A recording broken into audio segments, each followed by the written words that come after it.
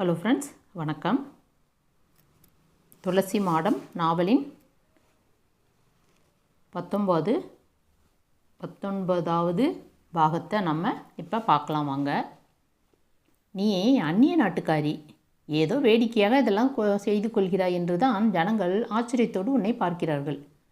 உண்மையில் எங்கள் ஊர் வழக்கப்படி கல்யாணமானவர்கள் தான் இந்த மடிசார் வைத்து கட்டிக்கொள்ள வேண்டும் என்று ரவி விளக்கிய போது கமலித்தன் அந்தரங்கத்திலிருந்து அந்த ஆசையை அவனிடம் வெளியிட்டாள். தயவுசெய்து இன்னொரு முறை இப்படி சொல்லாதீங்க. உங்கள் சமயம், உங்கள் மதம், உங்கள் பழக்க வழக்கங்கள், உங்கள் கலாச்சாரம் எதையும் நான் வேடிக்கையாக அணுகவில்லை, மனப்பூர்வமாகவே அணுகுகிறேன். என்னுடைய அணுகுதலில் தவறு இருந்தால் உடனே என்னை திருத்துங்கள்.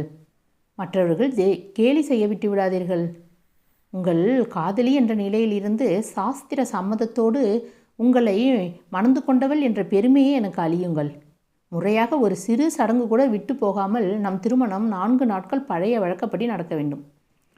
நீ இப்படி ஆசைப்படிவாய் என்பது எனக்கு தெரியும் கமலி. எனக்கும் இதில் தயக்கமோ ஆட்சேபனையோ இல்லை. நீ வாய் திறந்து இப்படி என்னை கேட்கிறதுக்கு முன்னையே இதை அப்பாவிடம் நான் சொல்லிவிட்டேன். ஆனால் இந்தியர்களாகிய எங்களிடம் உள்ள ஒரு குறை உன்னிடம் சொல்கிறதிலே தப்பில்லைன்னு நினைக்கிறேன். வைகோற் படைப்பின் மேல் படுத்துறங்கும் நாய்போல் இந்த பூர்வீகமான கலாச்சாரத்தை நாங்களும் அனுசரிக்காமல் இதற்கு ஆசைப்பட்டு தவித்து வருகிற பிறரும் அதை அனுசரிக்க விடாமல் தடுக்கும் மனப்பான்மை இங்கு இருக்கிறது. 100 வருஷங்களுக்கு முன் மார்க்ஸ் முல்லர் ஆக்ஸ்போர்டிலிருந்து வேதங்களையும் உபனிஷதங்களையும் அச்சிட்டு பதிப்பிக்க தொடங்கிய போது தாங்கள் அழிய விட்டு கொண்டிருக்கிற ஒன்றை அக்கறையோடு பதிப்பிக்கிற அந்த அந்நியனை பாராட்டாமல் ஒரு நீசன் வேதங்களை பதிப்பிப்பதாவது என்று இங்கே கேட்டுக்கொண்டிருந்தார்கள். இந்தியர்களில் சுவாமி விவேகானந்தரும் மகரிஷி தேவேந்திரநாத் தாகூரும் தான் மார்க்ஸ் முல்லரை துணிந்து மனமாற பாராட்டினார்கள் அன்றைக்கு.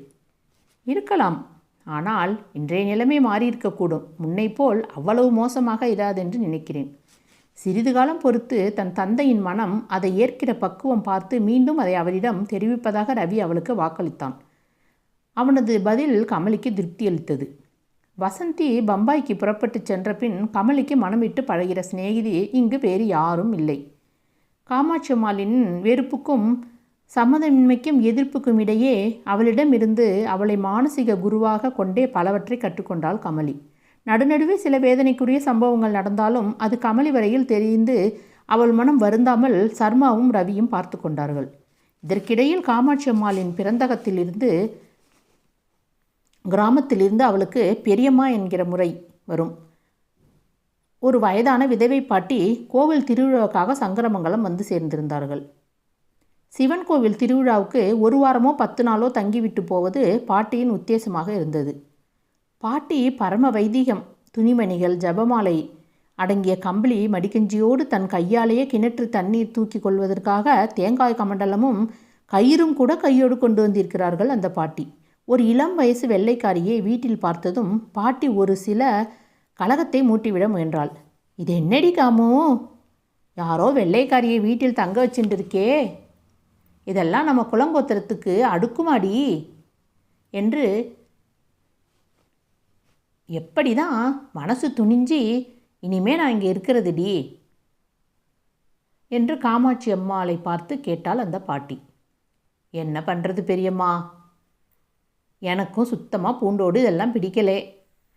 நீங்கள் இந்த பிராமணாரே கேளுங்கோ, அப்பாவது அவருக்கு உரைக்கதான் பார்க்கலாம் என்று காமாட்சியிடமிருந்து பாட்டிக்கு பதில் கிடைத்தது. காமாட்சி அம்மாள் புரிந்து கொண்டிருந்தபடி அந்த வீட்டில் சர்மா, ரவி, பார்வதி, குமார் எல்லாருமே கமலியின் கட்சி. காமாட்சி அம்மாள் மட்டும் இதில் தனியாக கமலியை எதிர்த்து வந்தாள் என்றாலும் தன் எதிர்ப்பை அவளால் வெளிக்காட்ட முடியாமல் இருந்தது.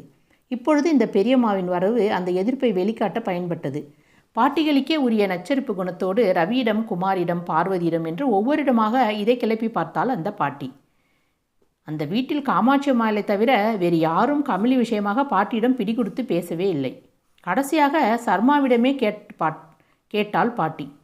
அதையும் வீட்டில் வைத்து கேட்காமல் சிவன் கோவில் ரிஷப வாகன புறப்பாட்டின் போது கோவில் மண்டபத்தில் நின்று கொண்டிருந்த போது சர்மாவிடம் அதை கேட்டாள் பாட்டி. எல்லா சாஸ்திரமும் தெரிஞ்சவாலே இப்படி பண்ணினா என்ன செய்கிறது? இந்த கட்டையில் போகிற வயசுல எனக்கு இப்படியெல்லாம் தீட்டுப்படணுமா? அவளாலே உங்களுக்கு ஒரு தீட்டும் வராது. இந்த ஆச்சார அனுஷ்டாங்களை பொறுத்தவரை அவ நம்மை எல்லாரையும் விட படு சுத்தம். கவலைப்படாமல் நீங்கள் பாட்டுக்கும் இருங்கோ என்றார் சர்மா. அது எப்படி முடியும்? நாம் மனசறிஞ்சே என்று விடாமல் மேலும் ஏதோ தொணத்தாள் பாட்டி.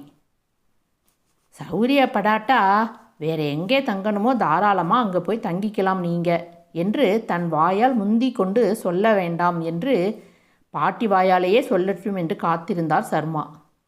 நான் சங்கர சுப்பநாத்திலே போய் தங்கிக்கலான்னு பார்க்கிறேன். நீங்களே இப்படி சொல்கிறப்போ நான் உங்களை போக விடமாட்டேன்னு தடுக்க முடியுமா?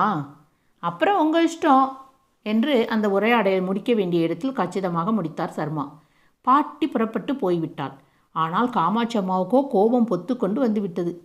20 வருஷமா பிரம்மோற்சவத்துக்கு வந்து இந்த ஆற்றுலே தங்கின்னு இருந்த பெரியம்மாவை ஒரு நிமிஷத்திலே எடுத்திருந்து பேசி துரத்தி விட்டுட்டேளே. எங்காத்து மனுஷால்னா உங்களுக்கு அத்தனை இலக்காரமா?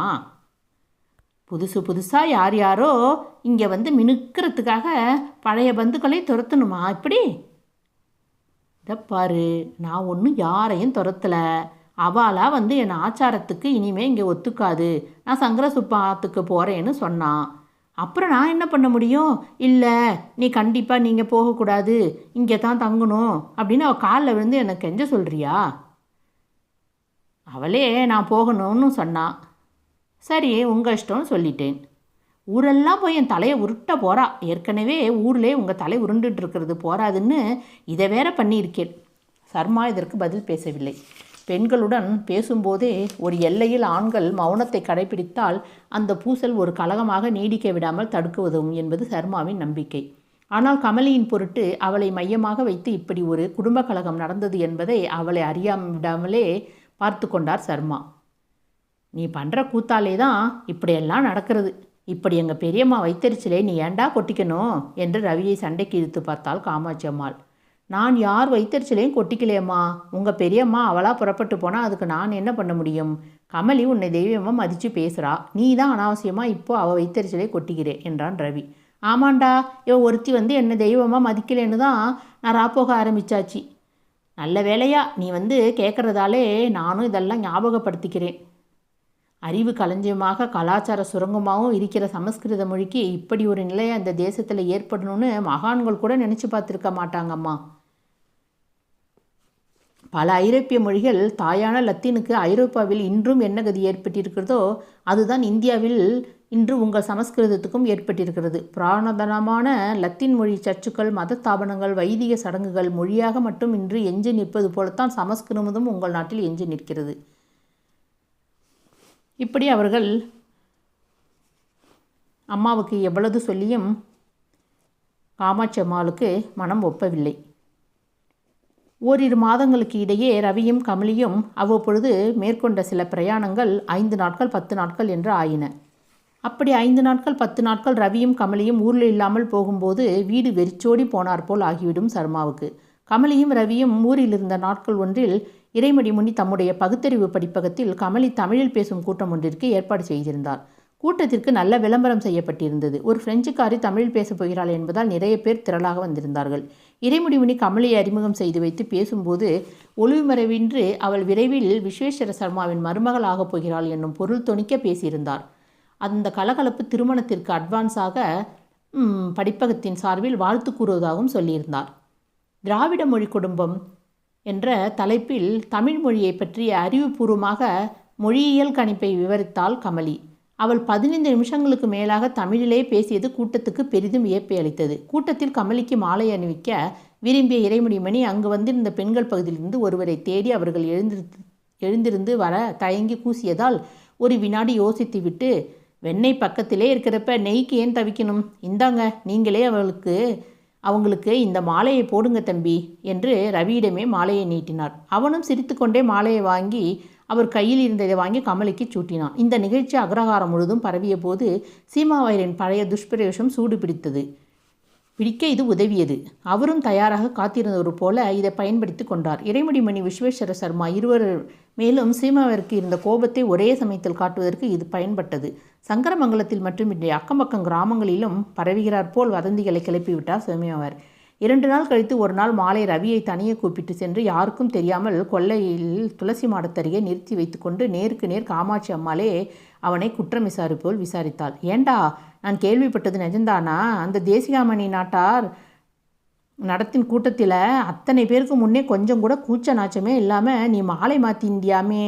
ரவிக்கு இதை கேட்டு சிரிப்பு வந்தது. சிரித்தால் அம்மாவின் கோபம் அதிகமாகிவிடப் போகிறது என்று அடக்கி கொண்டு, வேறு யாரும் பொம்நாட்டிகள் முன்வர தயங்கியதாலே அவர் என்னை கூப்பிட்டு கமலிக்கு மாலை போட சொன்னார், போட்டேன். தடிமாடாக வளர்ந்துருக்கிற, அத்தனை பெரிய வயசு வந்த பொண்ணுக்கு 4 பேர் முன்னாடி மாலை போட்டுன்னு ஒருத்தன் சொன்னால் நீ போடலாமோ? போட்டா என்ன தப்புமா? போடா, உங்ககிட்ட பேசி பிரயோஜனம் இல்லை. விதண்டாவாதம் பேசியே பழக்கமாச்சு போச்சுடா உனக்கு. அதுதான் சமயம் என்று ரவி அம்மாவிடம் இருந்து நழுவினான். இது நடந்து 2-3 நாட்கள் கழித்து பகல் 12 மணிக்கு தபாலில் அந்த வீட்டுக்கு 2 ரிஜிஸ்டர் கடிதங்கள் வந்தன. ஒன்று சர்மாவின் பெயருக்கும் மற்றொன்று கமலின் பெயருக்கும் இருந்தன. சர்மாவும் கமலியும் கையெழுத்து போட்டு தங்கள் தங்கள் பெயருக்கு வந்திருந்த பதிவு தபால்களை வாங்கினார்கள். சர்மாவுக்கு பதிவு தபால் வந்தது ஆச்சரியமில்லை. கமலிக்கு யார் ரிஜிஸ்டர் தபால் அனுப்பியிருக்க முடியும் என்பதுதான் பெரிய புதிராக இருந்தது. இப்படி இந்த பாகத்தை ஆசிரியர் முடிச்சிருக்கிறாங்க. அடுத்த பாகத்தை நம்ம பிறகு பார்ப்போம். இந்த பாகம் உங்களுக்கு பிடிச்சிருந்ததுன்னா மறக்காமல் ஒரு லைக் கொடுங்க. Okay friends, tata, bye bye, thank you.